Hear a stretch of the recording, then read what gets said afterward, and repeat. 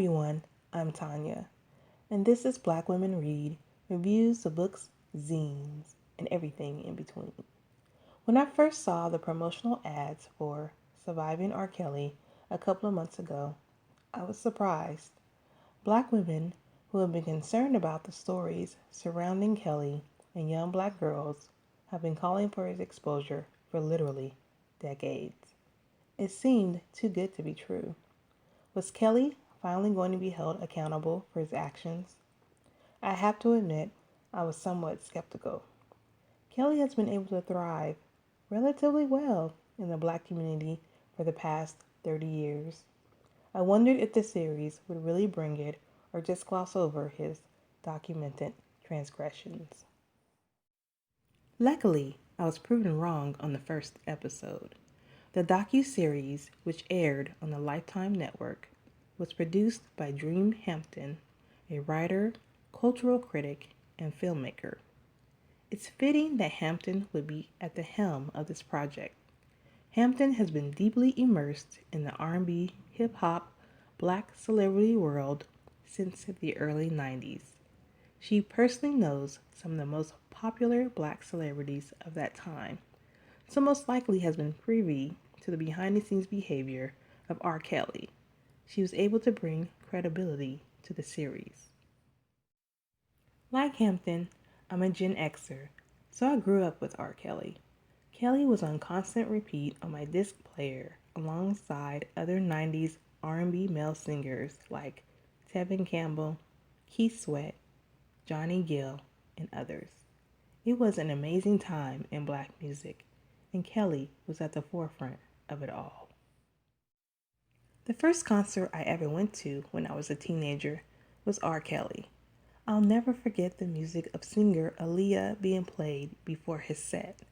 I remember my friend and I got excited because we thought Aaliyah was going to come out and perform. We would be horrified to eventually learn that Kelly had married then 15-year-old Aaliyah and had possibly impregnated her. The marriage was quickly annulled. We thought, like everyone else, Kelly was this brilliant producer that was just being a mentor to Aaliyah and helping her with her music career, not being intimate with her. I started to look at Kelly with new eyes. After that incident, an avalanche of stories came out regarding Kelly and young black girls. He was known to cruise Chicago middle schools and high schools to pick up young girls. Then the tape appeared of him urinating on a young black girl. At that point, I was over him. It wasn't that hard for me to kick him to the curb. There were tons of other black R&B male singers to pick from at the time.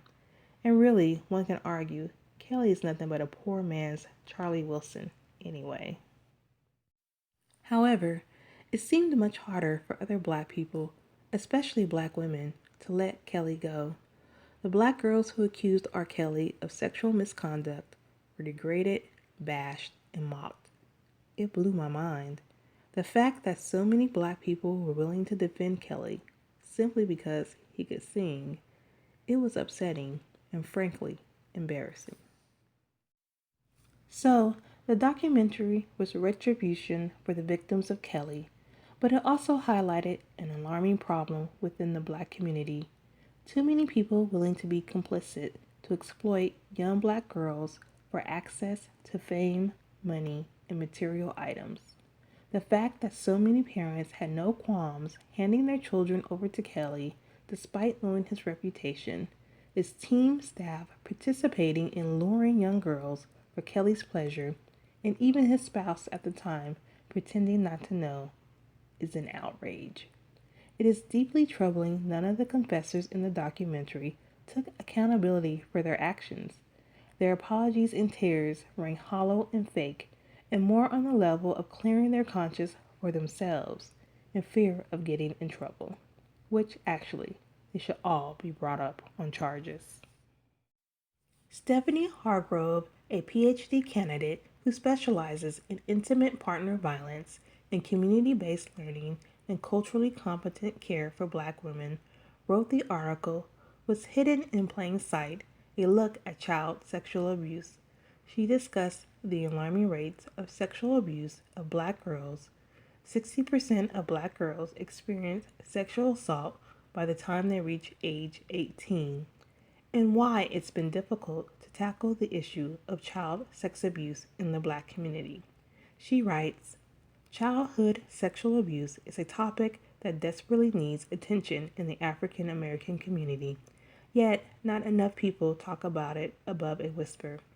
While child sexual abuse and the secrecy around it is a universal problem, I want to focus on the trend of silence I have noticed around this issue in the Black community based on my time as a victim advocate and mentor. It is understandable to not want to peek behind the curtain of ignorance and bear witness to the dreadful acts that are hidden in plain sight. But as much as we do not want to delve into these difficult subjects, there are countless children who have experienced this type of abuse firsthand.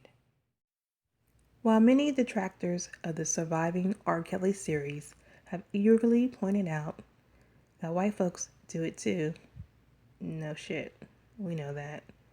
Hargrove emphasizes child sexual abuse is certainly not unique to the African American community.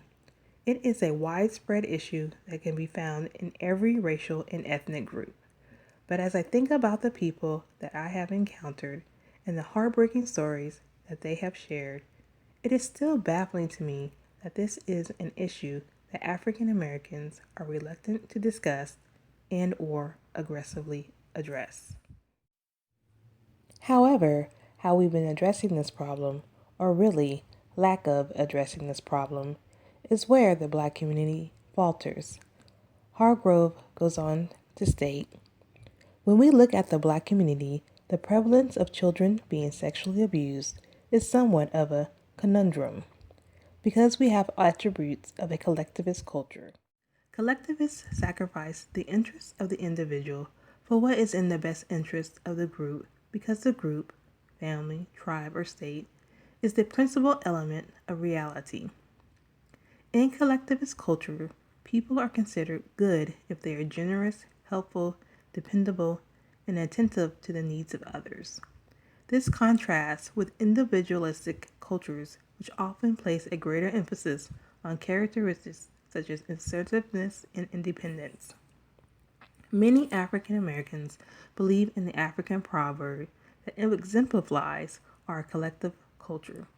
It takes a village to raise a child.